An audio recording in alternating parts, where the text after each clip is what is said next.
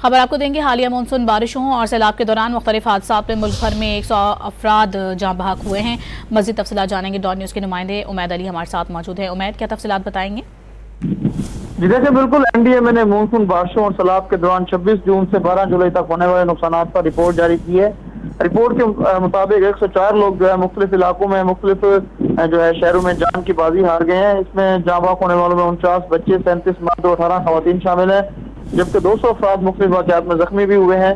जख्मी होने वालों में 78 जो है मर्द हैं, 76 बच्चे और 46 खवातीन शामिल है। मुल्क भर में 10.5 किलोमीटर सड़कों को भी नुकसान पहुंचा है। ताहम जो 9 पुल हैं उनको भी मानसून की बारिशों और सैलाब से मुतासर हुए हैं।